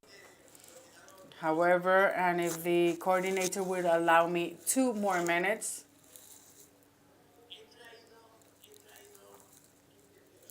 I brought this book that we've just published at Casa Africa. Professor Carlos Lopez, author of this book, professor of the Mandela School at the Cape Town University and a fellow in the Paris University. This is the second book that we published from him, and it's a real rigorous academic work looking positively towards the future in the search of an African transformation to manifest that Africa is not on its own. This is the brief version, and it talks about structural changes in Africa, and it's one more contribution from Casa Africa, because we want to enhance constructive collaboration with the African continent. 2 Africans, not 2 university academics from Europe, no, 2 academics with a long career that have had different institutional responsibilities. And I hope that this can be accessed if we have the okay of the authors, so that you can download it. And it talks about how Africa requires its own path with and a collaboration as equals. Thank you.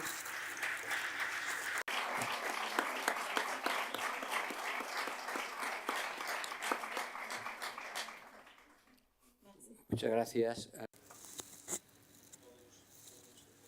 Thank you so much. Not everything can be said. As I said before, we could be here all day speaking about this, and we don't have much time left. And I don't want to take your time now, because this will delay us more and more, because the rector is waiting for us later. So let's open the floor to questions.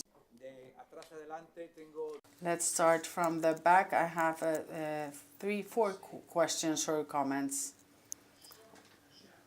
Short and sharp. Buenos días. Good morning. I'm Andrés Martinez from the Andalusian government. My question is for the Madam Minister from Senegal. We've been talking about migration in this panel. My question has to do with the demographic expression that we find in Africa nowadays. In fact, it is expected that by 2050, the African population is doubled, and therefore we see the African continent as the continent of young people and of the future. So what are the strategies and measures that are being adopted in your country to try and provide training and opportunities to the young people in your life to be able to maintain talent in your country? And so that the future of your country is prosperous and can have the talent, and that they don't have to migrate to Europe or end up as terrorists. Thank you.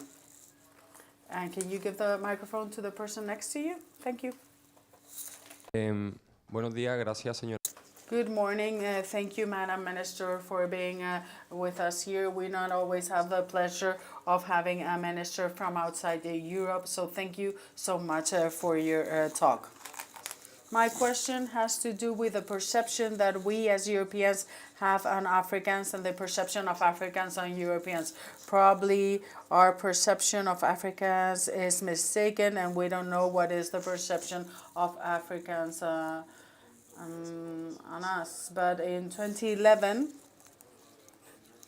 when the north of Mali is where jihad terrorism starts to be more present, the government of Mali asks for the help of France, and France is welcomed with their flags and is very welcome. And our perception is that we are welcomed, at least the French. Please go to the point, to the question.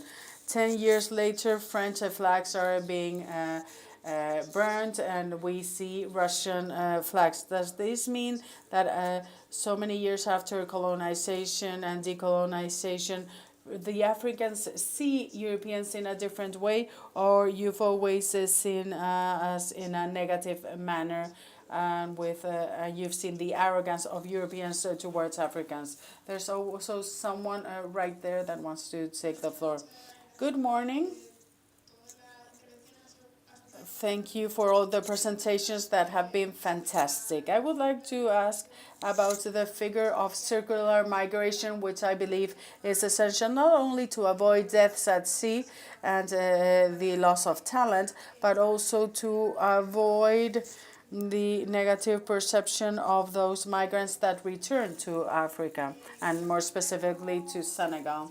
I would like to know if at the EU level or Senegal level, are we trying to promote this figure at the maximum level, maybe with a mobility panel or with a talent partnership, or if on the other hand, you're going to maintain this figure through individual bilateral agreements with different member states.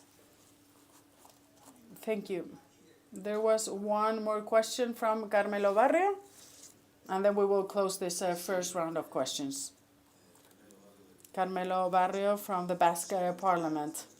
I have two very brief questions. One is for Madam Minister regarding the role of the African Union in all of this. We've talked about security, migration, and financial development. So what is the role of the African Union, which is fundamental regarding the analysis of all these issues that we have to work on together as Africa and Europe, but also their role as leaders? My second question is for Mr. Segura from Casa Africa.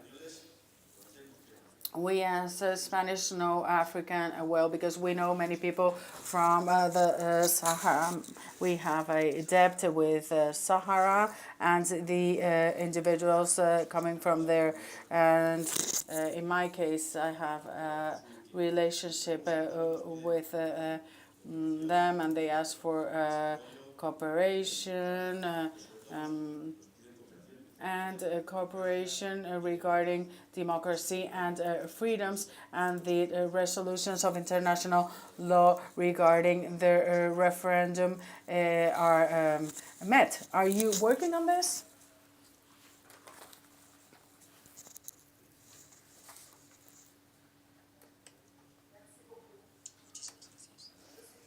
Thank you. I am very pleased with all of these questions because I had the impression of being on my own here and that everyone is listening to me. The High Representative introduced myself as a lawyer, and I am, so I believe in dialogue and in discussion. I believe that the rector can wait for a few minutes so that we can continue with our conversation. Why? Because these questions are wonderful. I'm going to go to the first question. Let me find it. Yes, you asked about what we are doing to maintain our talent in Africa. Maybe I will surprise you with my answer. In Africa, there's no demographic explosion, as you were saying. This is a thesis that it continues to be sold by some big thinkers, also sometimes from Africa, that say that Africa is superpopulated, but in fact it's never been so. Look at Europe. How many inhabitants do you have in Europe? What is the density of a population? There's hundreds of millions of Europeans living in a small region. And there's 1 billion Africans living in a much bigger space. There's never been an overpopulated Africa, but we do have a population that needs absolutely everything: development, care, healthcare, education, that needs to travel and live like the rest of people of in the planet. That's what we need. And this is the alpha and the omega of what politicians have to do in Africa to be able to overcome this difficulty. So therefore, there's no overpopulation. In fact, it's just the opposite. We believe this young population that is born and grows in Africa should be something that brings us closer to development. We see these young people as our future. And I will answer to the question of the parliamentary representative. We have the SLEFCAP in Africa, which is the area for free continental trade in Africa, and that is our acronym. Therefore, we have a single market like you have a single market in Europe. A single market that tries to eliminate borders. Do you believe that a Senegalese or a Spanish company comes to Dakar and they develop, for example, the microphone that I'm using right now? Yes, they develop this and they have to sell it. If they sell it to 100,000 individuals in Senegal, that's wonderful. But if they can sell it to even more people, it would be even better. Why? Because Africa is a great, enormous market that has young people. They have women that need absolutely everything. So Africa has its own market. So the population is very important for this. But you're right. We need to think at what we can do to maintain talent with us. And we have to look at this. And I thank the director of Casa Africa, because as a think tank, they know all the figures of what we talked about in these talks between the European Union and the African Union. And in fact, what Africa does is to see how at a continental level there can be a discussion and dialogue with all partners. With the US, with Russia, with the European Union. Yes, it might not be very pleasant to speak with Russia, but that's present too. Maybe also have conversations with China too, even though they might not be as pleasant. But at the end of the day, we're trying to find partnerships. And we say we have to talk with our partners, even though there was colonialism in the past. We have to settle this past. We're saying, why don't you bring part of the industry to Africa? Bring part of your industry to Africa. Europe will always be able to have industry in Europe when they manufacture microphones, as I said before.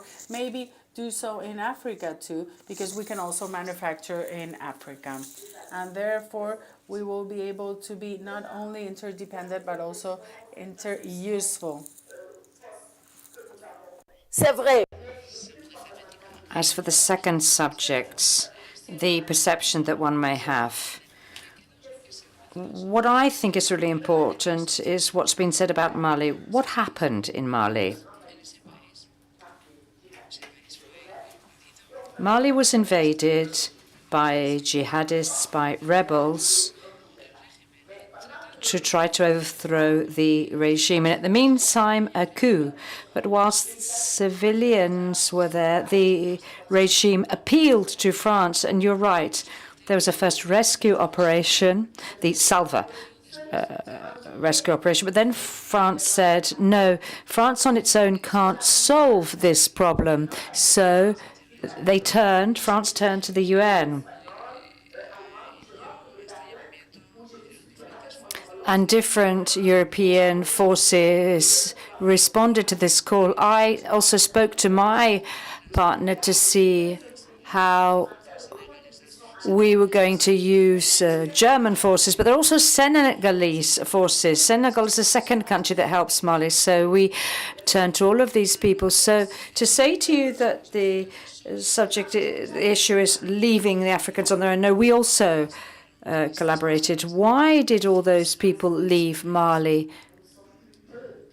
They left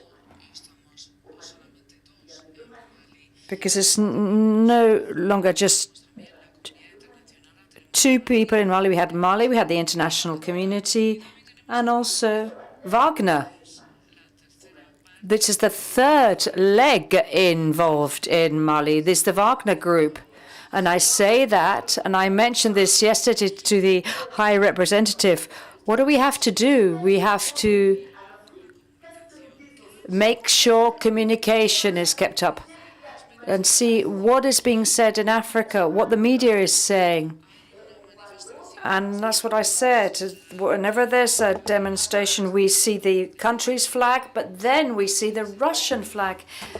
In Africa in the past, we didn't know what the Russian flag was. In fact, one woman came up to me one day and said, hey, the Russian flag looks like the French flag. Yes, it's white, red, and blue, but actually, in a different kind of stripes. So we got up one morning, and all of a sudden we saw Russian flags calling the Wagner group. Africans think that you arrived first. That's why I wanted to tell you this tale. This kind of adventure, this anecdote that I spoke about, the French school and on the Senegalese school, the one that I spoke about earlier. So colonial settlers are still considered as colonialists. And so this debate needs to be left behind. We need to follow a different narrative so the population doesn't consider the French population as people who just turned up with cannons and weapons to colonize us. They need to see the French as partners, because they're not coming to Africa to steal whatever they fancy, but also because Africa can get something from France that it's interested in. That's why we got up one morning and we saw these media outlets and also on social media, when sometimes we say something, we're misunderstood. And sometimes who's to blame for this? Wagner, because before becoming mercenaries, they were a communication group. They use our opinions, they manipulate our opinions.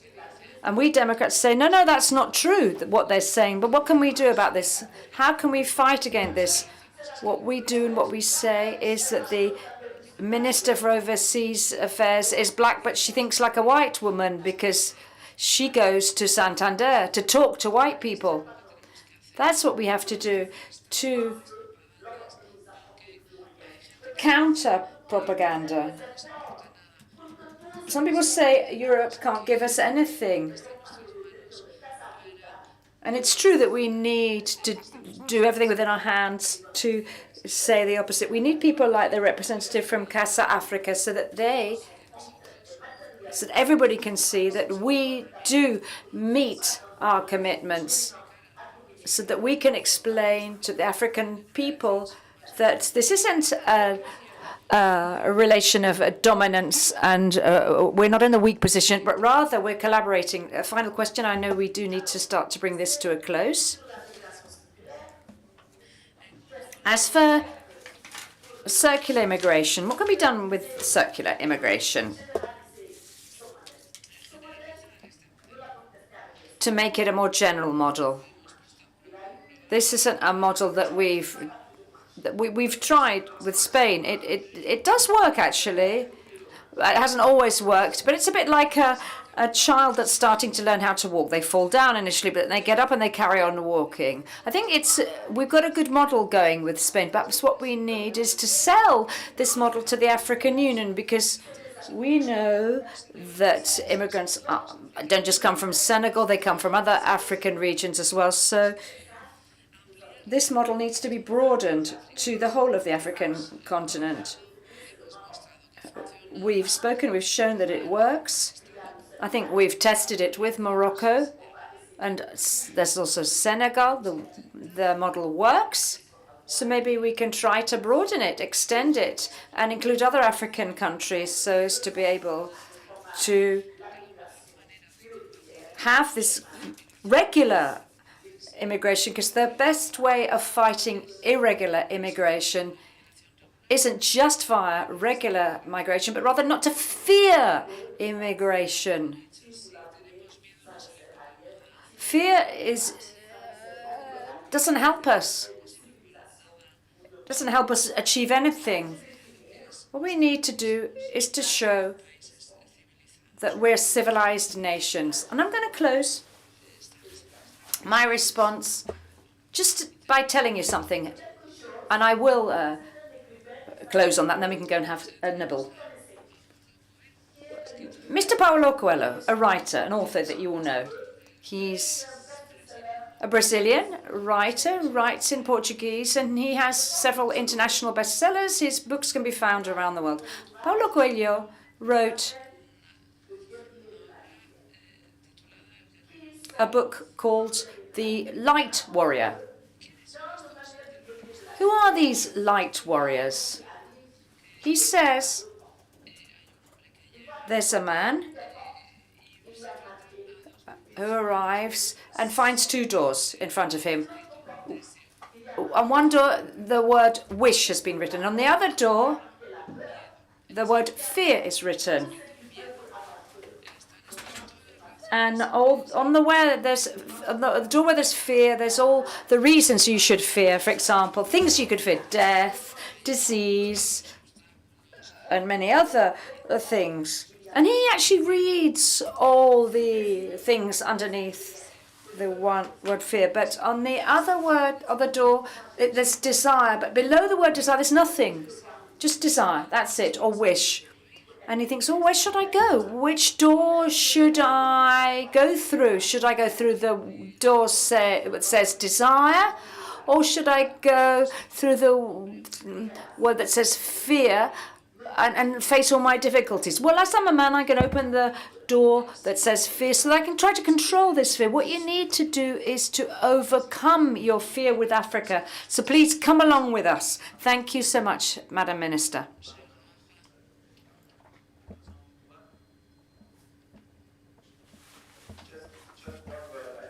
There really is both real pressure to show results and a real opportunity. And I think if a few countries go ahead, the things that are most attractive to African democracies are things that the European Union cannot offer, but member states can offer. You know, Germany can offer scholarships or jobs. Spain can offer scholarships or jobs. So as the minister said, if 27 EU member states need to agree on things, you will have a lot of debates, and this they cannot offer. So I think coalitions of member states which have this vision, and especially now, I mean, there is a social democratic-led government in Germany. There's a social democratic-led government, I mean, even a country like Denmark, you know, which has a lot of experience in renewable energy. Spain. If you can get some of these governments together, and with a few democracies in West Africa, present a new kind of really innovative agreements. I mean, in the end, the vision is, and you know it in Spain, why is it so difficult for people to travel normally from Africa? Almost all of South America has visa-free travel to the Schengen area, and not a single country in Africa has visa-free travel.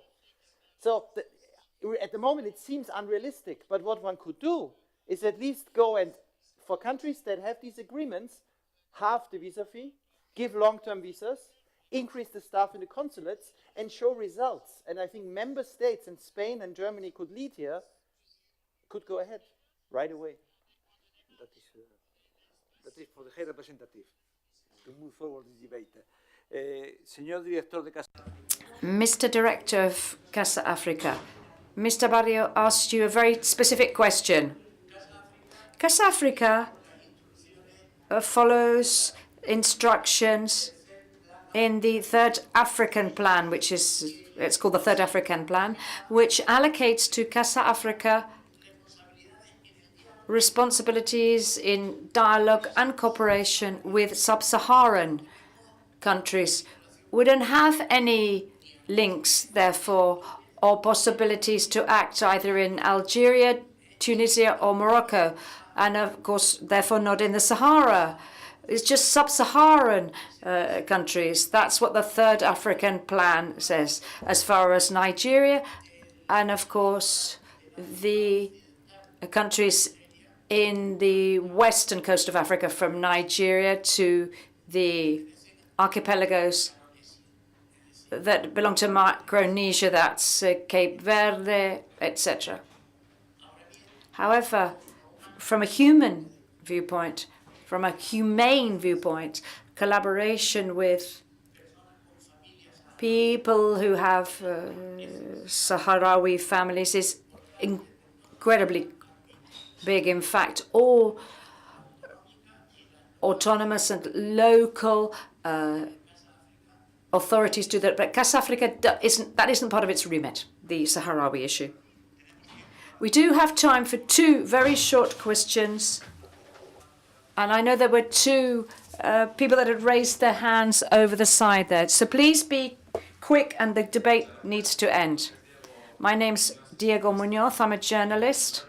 Just briefly, I'd like to ask about the statements that many extreme right Italian politicians have made about the Western African flank, accusing it of being a sort of a neo-colonial tool used by French-speaking countries in Africa. I'd like to know what you think about these kind of statements, whether you think in Senegal that they're fake or ill-intentioned, or some kind of alternative, or is there any concern about these statements that have been made?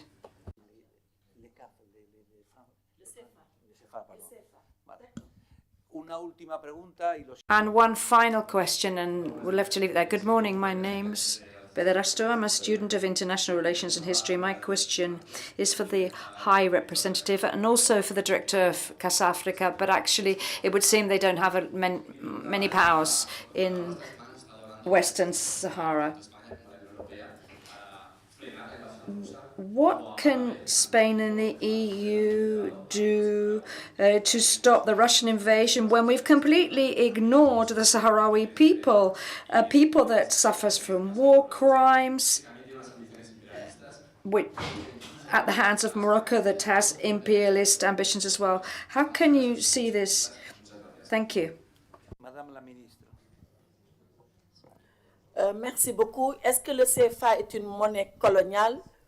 Thank you. CEFA is considered as a colonial currency, yes and no. If we think that this currency was created during colonial period and for colonies, yes, it was set up for that, that's true. However, when states have wanted independence, they've decided freely and voluntarily to carry on using this currency. Why? Because it represents economy, finance, and sovereignty. Settlers now no longer have anything to do with this currency. What did they do at that time? They thought that this franc was an integration currency, like the euro here. I don't know when the euro was coined here, we, for over 60 years, have this currency, this franc. What we did before you was monetary integration. When I studied, when I went to France, we had the French franc, but if I went to the Canary Islands, we needed pesetas. In Italy, you needed the lira, and in Germany, the Deutschmark. And we, in our pockets, we had to have all of these different currencies. So you haven't had a euro for that long, no. But in Africa, for the last 60 years, we've just had one single currency, the African franc, which is CFR. Maybe it's good. Maybe it's an advantage, don't you think? It's not so much, what's the point of changing something that works? Don't break if it ain't broken. Don't repair if it ain't broken. So the heads of states have said, okay, let's keep this currency, the African franc, because it allows us to trade, to travel freely. And so we have this single currency, the CFR. And I want to respond to a question that actually hasn't been answered now. It's just been asked of the High Representative. What do we do about the Sahara? Sahara's in Africa. I'm actually thrilled to hear this gentleman say that we've spoken a lot about Europe. We're talking a lot about Russia and Ukraine, but we haven't spoken about the Sahara. That's what we say time and time again. When people talk a lot about Europe, why don't you talk occasionally about Africa? Africa's your closest partner and ally. Africa is a historic partner. It's your neighbor. It's your geographical neighbor. Africa is where your languages are spoken. Africa is what you know and wants to know more about you. So please talk more about Africa. Travel to Africa. The director of Casa Africa has already said, yes, you will find disease and poverty in Africa, but Africa is also the continent that has a great deal of potential. If tomorrow you want to you're using your mobile phones, don't forget that in the Democratic Republic, there's a mineral that's used for these mobiles, and you can only find it there. We say Africa is not just for Africa, it's for everybody who wants to work alongside us and who wants to collaborate with us. So, Mr. Borrell, please allow me to reply this question that was aimed at you. We need to talk more about Africa, thanks to the issue of Sahara. I should just like to say thanks to all of you for attending this meeting. All comparisons are hideous. And it's all now frequent to compare the European response to Ukraine with the European response to other crises around the world. And there are lots of crises around the world, and everybody asks me this every day. People say to me, oh, okay, you've done great things in Ukraine, but what about Syrian refugees? What about Palestinians? What about the Sahrawi? What about the Haitians? And you say you're criticizing Russia for attacking Ukraine. So who are you? Who are you is what they say. Who are you?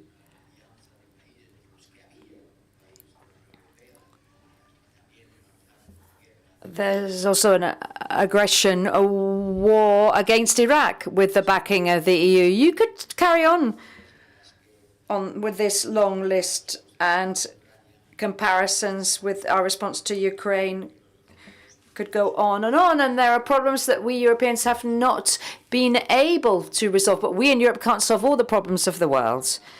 In the Sahara, there isn't even a EU common position that everybody in the EU accepts. There are different countries that have expressed their opinion, but basically, European respects UN resolutions to seek a consensus-based solution. And this is also the Spanish position.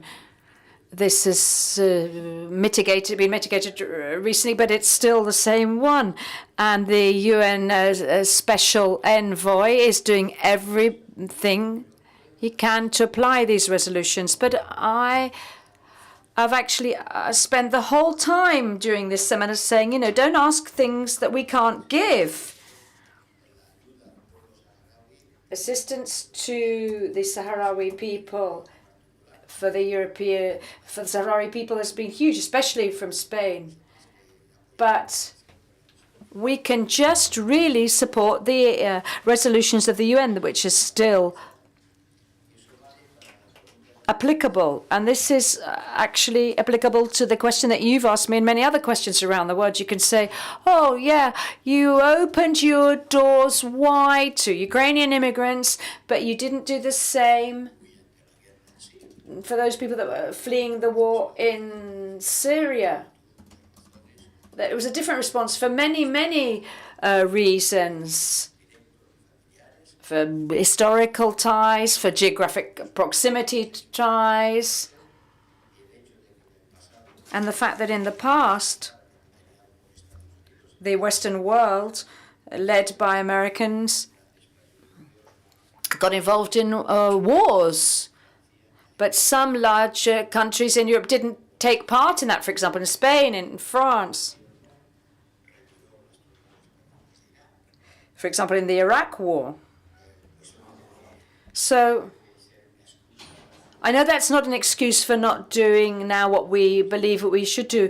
The mistakes of yesterday can't justify us being immobile today. But what I am interested in is the clear demand that the Senegal minister has said to us to pay more attention to all African issues. Senegal is a member of the African Union. Morocco is a member of the African Union and plays an important role within the African Union. We should apply the principle that the solution to African problems should come from African peoples. And I always have this feeling, otherwise, of being accused of being neo-colonial. It's like we can't intervene because we're going to be accused of being neo-colonial. Because if the African Union doesn't do anything, why should the Europeans do anything? In fact, years ago, the French were accused of intervening in Mali. Then they were accused of intervening like a neo-colonial power. But now, look at what's happened in Niger. Niger isn't going to intervene and replace what France is doing there. So, of course, these are problems that affect us all, but we don't necessarily all have the ability to intervene. But we should, yes, have a greater presence in Africa. And we should be concentrating more on Africa. We're not doing that. Also, nor are we concentrating sufficient on Latin America, nor in the Pacific, Indo-Pacific. Europe is requested around the world in the Indo-Pacific, in Latin America, in Africa, in the Caucasus. There's a demand for European presence because despite all the mistakes that we may have made, despite our history, I feel that Europe today is a positive force. And that's why we're asked to pay more attention. And quite clearly, Africa needs more attention paid to it. And if we don't do it, others will. And when the minister said in Mali there aren't two, there are three, she was referring to this third party. And we've spoken very emphatically about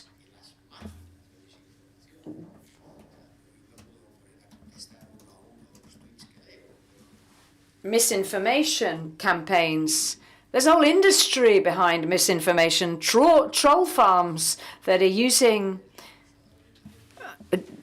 thousands of tweets and launching thousands of tweets like others launch missiles, messages that don't destroy physically or kill anybody physically, but actually pollute our minds. This is a true battle, which I'm going to call the narratives battle. Who says what? And who do people take notice of. I was really surprised by seeing in the streets of Niamey Russian flags. I don't think that people in Niger have Russian flags under their pillows at night. Somebody has given them these symbols, and it wasn't us, that's for sure. So we do need to be more present. We do need to take a greater part in debates. We do need to have greater contact with public opinions, because at the end, if we want Africa to be a continent with democracies, then democracies, of course, operate according to public opinions, and no government is going to act against public opinion. I remember, Minister, when we met each other, I can't remember where we were, I spoke to you about Senegal's votes in the UN. You spoke about your public opinion, that you also were answerable to what your nationals think. A democratic government can't operate outside public opinion. It's local public opinion, but public opinion is molded, built via information, via debate. It's shaped. If we don't have a presence in the narrative battle, then we can't expect people to just not believe what they're being told, because they've got nothing to compare what they're being told to. What about Hungarians? Hungarians, when they hear their president say millions of Africans are going to come, how can they compare that information to anything else if they have no other information? So yes, people from other countries around the world get biased, incomplete information, or just pure lies. But please allow me, Pepe, to respond to one of the questions that you threw up. We've promised a great deal of assistance to developing or emerging nations to fight against climate change. And I think that a figure of $100 billion or euros is being bandied about that have been committed to help African nations fight against climate change. And there are questions that I'm asked time and time again.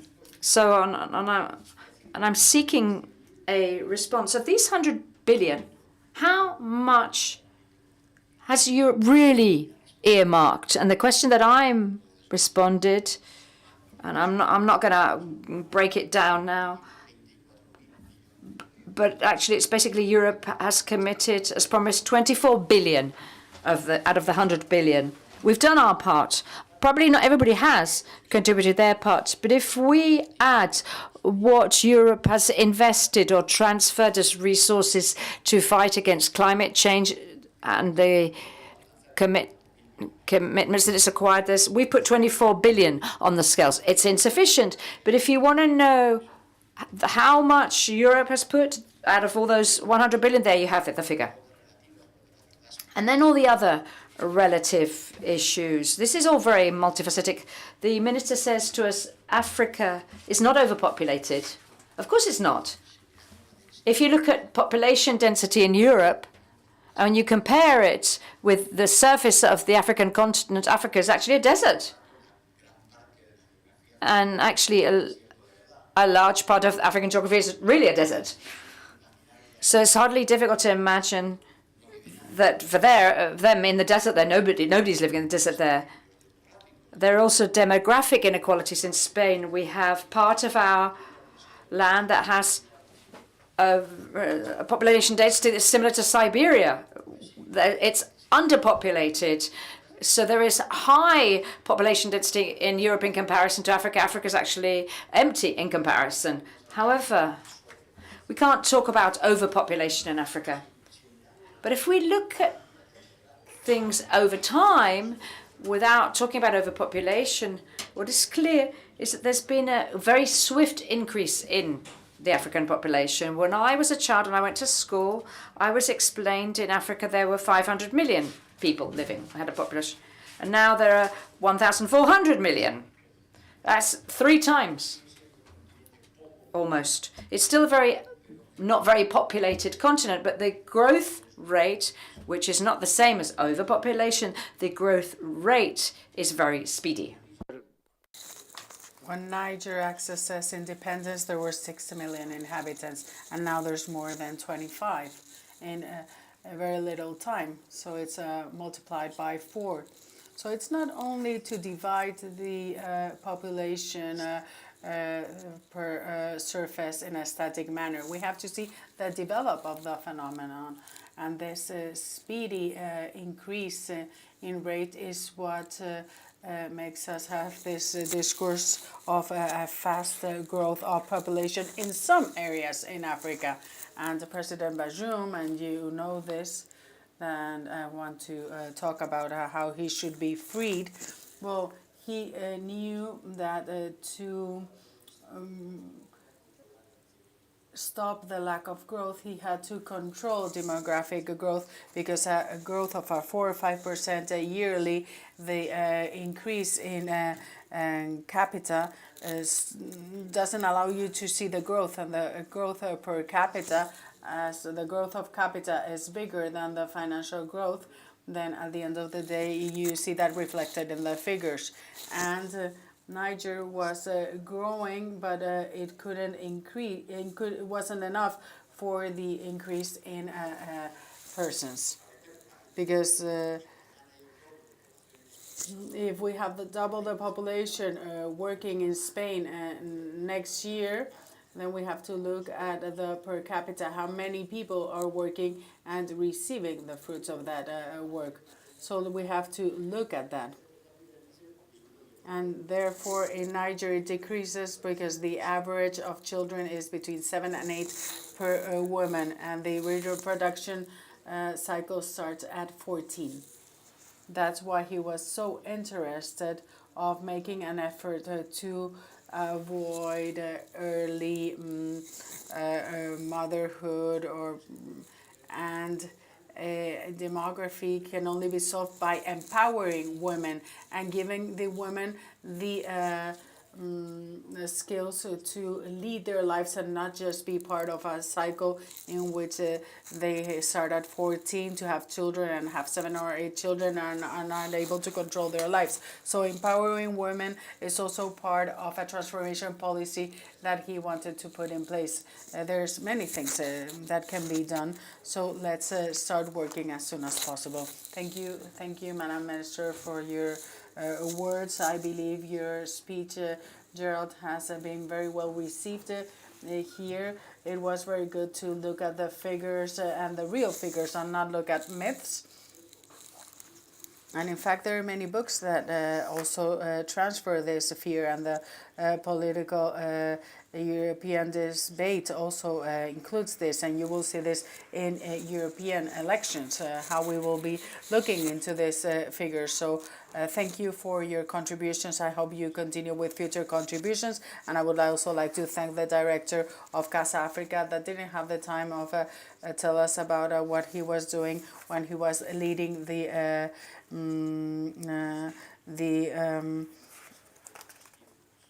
operations to get people from the boats and save them. I would like to thank everyone. I would like to thank the interpreters too. Thank you.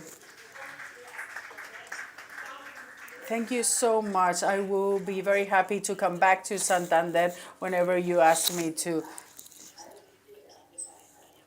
Next year, I won't be up here, but down there discussing and listening to you and seeing who else is going to speak about Africa. That won't be me next year. Thank you.